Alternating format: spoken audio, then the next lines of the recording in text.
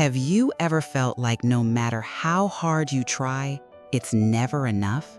Like you're doing everything right, following all the rules, giving it your all, and still you get that critical look, a sharp comment, or a silence that hits harder than a scream?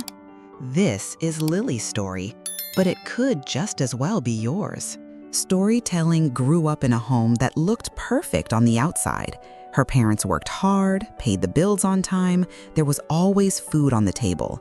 But the air felt cold, a heavy silence, like feelings were something to be folded up and locked away. She was 7 when she got her first 90 on a math test. She came home with her eyes shining. "Dad, I got a 90. I only missed 1. Her dad didn't even look at her. He took the paper, frowned, and said flatly, "What about the others? What did they get?" She froze. The joy she felt instantly turned into a lump in her throat. At dinner, her mom said she needed to try harder. "You're smart, Lily. There's no reason to make mistakes. You can't get too comfortable." Lily looked down and pushed her food around her plate. She started to understand, even without the right words, that messing up was dangerous, that love came with strings attached. That night, she stayed up late, lying on her side, holding back tears. She didn't want to be weak. She wanted to be perfect, because maybe if she was perfect, she'd finally be seen. Lily was the oldest. She had a little brother, 2 years younger. He could leave a wet towel on the bed, spill juice on the couch, talk back, and he'd just get a light scolding or a joke from their dad. But Lily wasn't allowed to mess up. One mistake and she'd hear, "You're the oldest, you should be setting an example. You're more mature, there's no excuse." It was like she'd been born an adult, responsible, contained, always doing the right thing. By the time she was 8, she was making her own bed, setting the table, taking care of her brother. And when she tried to laugh too loud, play, or come up with something silly, she'd hear, "Lily, behave. Quiet down, you're not a baby anymore." Over time, she started shutting down her spontaneity, swallowing the urge to run, to yell, to make mistakes. She learned that if she wanted love and acceptance, she had to control everything: her body, her voice, her face. At school, Lily got praise from her teachers. "She's so polite, so mature." But she was also the first to get blamed. One day, during a group project, she did her best, organized everything, but the group didn't turn it in on time. The teacher called only Lily into the teacher's lounge and said, "I expected more from you." She didn't cry, didn't argue. She walked out with her jaw clenched, shoulders stiff. She felt a burning in her chest, indignity. She did everything right, and still she got the blame. It wasn't fair, but she didn't know how to say that. She wasn't even sure she had the right to feel it. At home, she told her mom what happened. Her mom said, "You need to learn how to lead better. Maybe you're being too nice." Lily bit down inside. Once again, it was her fault. Always her fault. Those small things, the ones that seemed normal, were shaping something inside her. Lily learned to stay quiet, to toughen up, to hide any feeling that might look like weakness. If she was sad, she'd force a smile. If she felt angry, she'd clench her fists and walk away. If she got a compliment, she'd smile politely and say it was just luck. She didn't even know how to be light anymore. And when she cried, because sometimes she did cry, alone in the bathroom with the shower running so no one could hear, that same inner voice always kicked in, the one she'd heard so many times. "Don't be dramatic, Lily. It's nothing. Crying doesn't fix anything." One moment really stuck with her. It was a Saturday. Everyone was in the living room. Her little brother was playing on the floor. Lily, 9 years old, was quietly drawing. Her dad walked in with a grumpy face, accidentally kicked the rug, and snapped, "Why is all this stuff all over the floor?" She tried to explain she was just drawing, but he was already mad. He told both kids to go to their room, no arguing. Lily tried to speak up, but Dad, I was just... He cut her off. I didn't ask for your opinion. Go to your room, now. In the room, she stood there, not knowing where to put all the anger. Her brother kept playing, not a care in the world. She stood still, chest heavy. It was always like this. She did everything right and still ended up paying for things that weren't her fault. Right then, something shut down inside her. It wasn't dramatic or obvious. It was quiet. Like, in order to survive, Lily had made a decision to stop expecting things to be fair. She was going to be so right, so perfect, so in control that no one would ever have a reason to question her. And with that silent decision came the tightness with herself, with the world. It was just the beginning. Then came the teenage years, and with them, new expectations, quieter, more subtle, but even heavier. Lily was 13 when she started noticing how everything seemed harder for her. While her classmates relaxed after tests, laughed, made plans to go to the movies, she beat herself up for not getting a perfect score on her last science quiz. She got a 94. It was a great grade, but to her, it meant failure. Her inner voice had turned into a full-on watchdog. You could have studied more. Maybe you don't deserve a break. If they can do it, so can you. Lily almost never talked about it. Her friends called her focused. Her teachers praised her level of commitment. But no one saw how close to the edge she always felt. Around that time, her mom started saying things more often like, "You've got what it takes to be the best, but you have to stay focused, no distractions." And her dad would add, "Teenagers who get distracted waste time. This world's tough. Either you're strong or you get left behind." Little by little, Lily started to feel guilty for taking any kind of break. Watching a show without her notebook in her lap made her uneasy. Sleeping in on a Saturday felt wrong. If she wasn't being productive, if she wasn't improving, then it was a waste of time. She started getting frequent headaches. Her sleep got worse. But when she mentioned it to her parents, she'd hear things like, "You're probably on your phone too much. There's nothing wrong with you. It's just a phase." One day, after a group project she basically handled by herself because no one else put in the effort, they got an average grade. Lily came home furious. She sat on the couch and vented. "I did everything, Mom. No one helped, and now my GPA dropped." Her mom, without even looking up from her phone, said, "Maybe you need to choose better who you work with."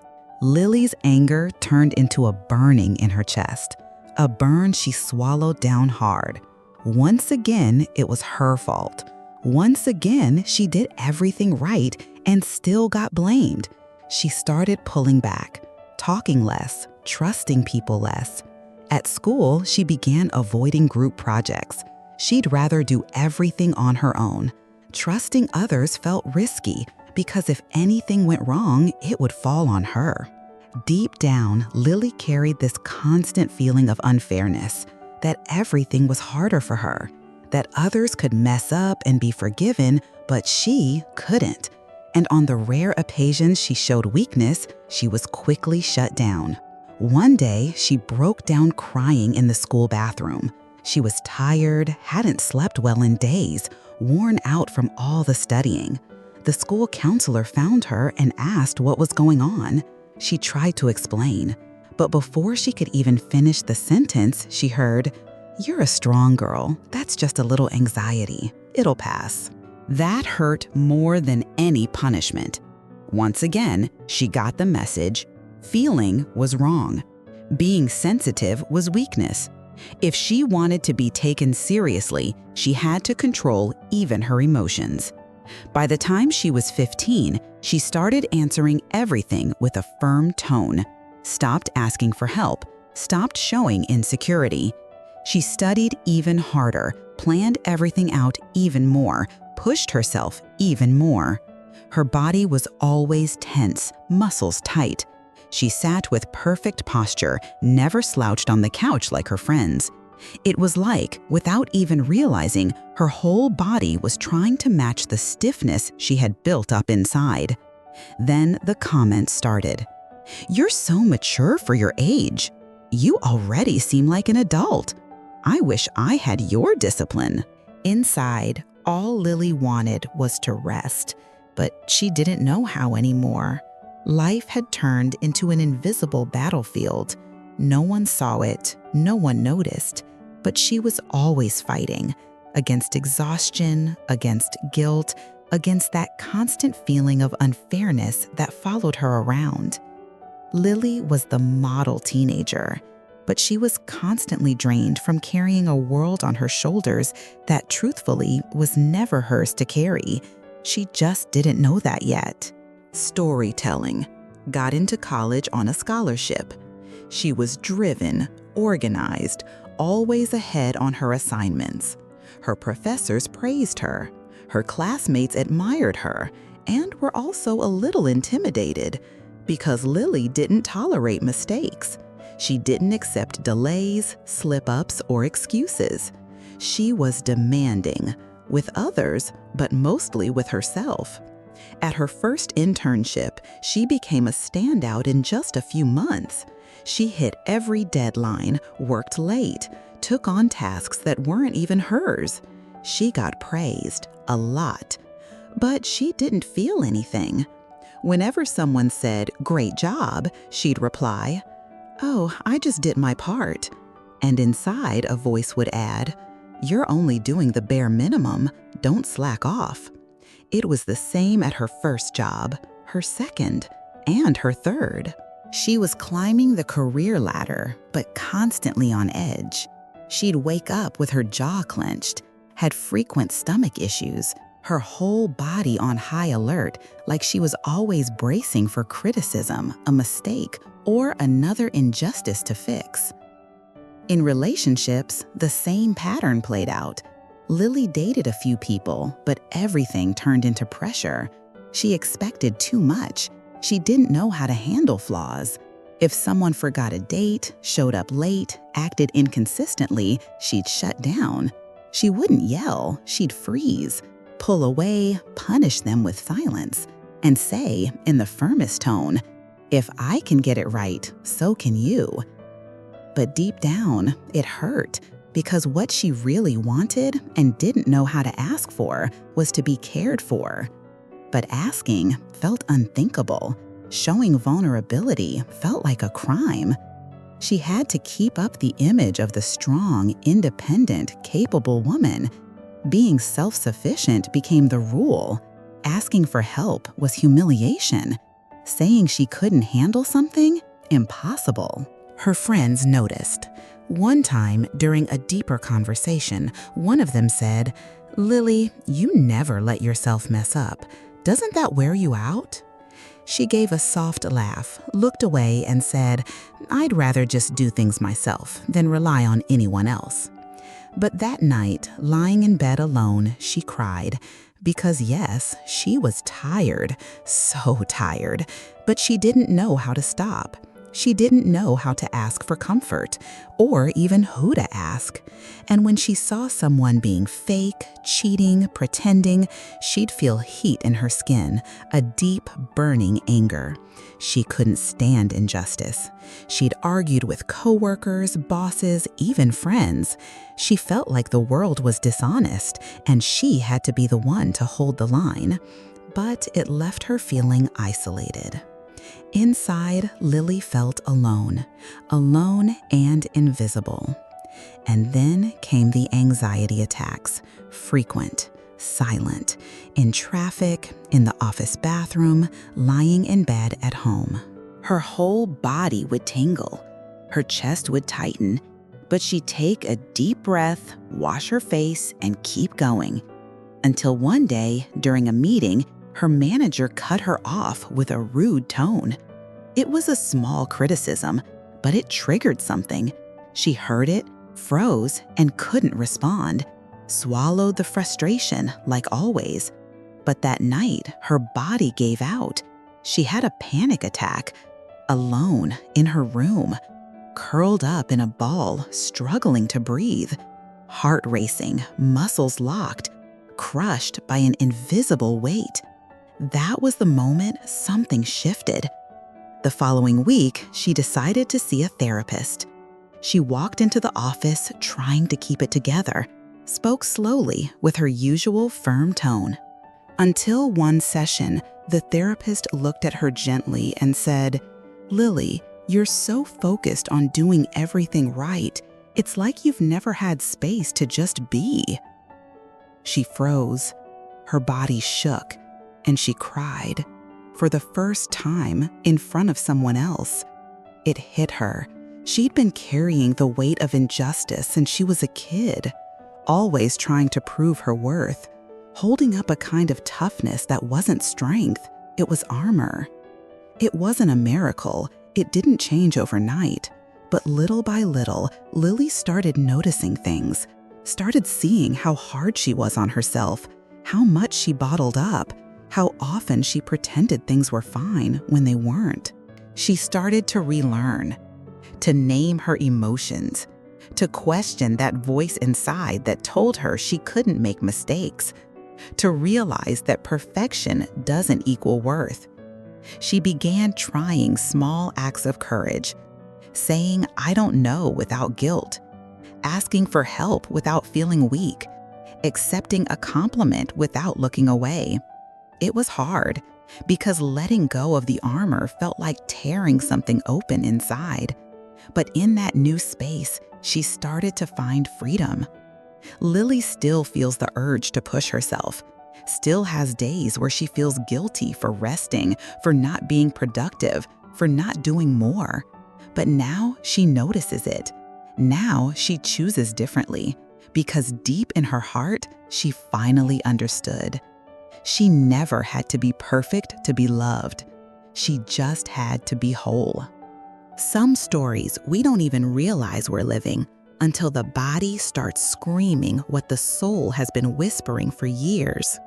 The truth is, there are wounds that don't show up on scans, that don't leave visible marks, but they shape our choices, our silences, our relationships. The wound of injustice is one of them, and when it starts early, in the middle of pressure, high expectations, comparisons, and emotional absence, we grow up thinking we have to be strong all the time, that we have to control everything, never mess up, never feel, never rely on anyone. But living like that, always on guard, wears you down, and little by little, it hardens you. Maybe you saw yourself in parts of Lily's story. Maybe you recognize that armor, that feeling that the world is too unfair and that you have to make up for it all by being perfect. Maybe you also feel like no matter how much you do, it never seems like enough. What's hardest is that when the wound of injustice takes over, we start treating ourselves the same way we were treated, with coldness, with pressure, with no room for error. The rigidity becomes a shield, but it also becomes a cage. And what this story shows, without quick fixes, is that there is a way out. Not to erase the past, but to care for it with more honesty. There is a path where you no longer have to constantly prove yourself, where your worth isn't measured by how much you can silently endure, but by how much you allow yourself to be real. It starts when you realize you've already done so much just trying to survive, and that now you deserve to learn how to live differently. Healing doesn't come from a pretty quote or one single decision. It comes from practice, from presence, from small acts of everyday courage, like accepting a compliment without explaining it away, resting without guilt, saying no without fear of disappointing. It comes when you stop demanding so much and start, little by little, giving yourself the care you never received. Because true strength isn't staying on your feet all the time. It's having the courage to look within and keep going, even when it hurts. And if you've made it this far, maybe you've already started that process. You've taken the first step. And even if it feels small, it already changes everything. So take a deep breath. You don't have to have all the answers right now. You just have to keep going. With more compassion, with more awareness, with more truth. If this video touched you in any way, like it, leave a comment below. Tell me what hurt, what made sense, what you'd never realized before. Sometimes what you share might be exactly what someone else needs to read to feel less alone. Share this with someone who carries that same weight, maybe without even knowing why. It could be someone in your family, a friend, or even that person who seems too strong, but might just be tired of not being allowed to be human. Subscribe to the channel and turn on notifications because there's still so much that needs to be said, and you deserve to hear all of it, with time, with depth, with care. Oh, the next video on the screen is a continuation of this journey. In it, we'll talk about how to recognize and shift the pattern of forced self-sufficiency that comes from this same wound. If you feel like you always have to handle everything alone, you can't miss it. Click on it for real. It's one more step toward rebuilding your life from the inside out. And remember, you are not what was done to you. You are what you choose to do with it now. Thank you, and I'll see you in the next video.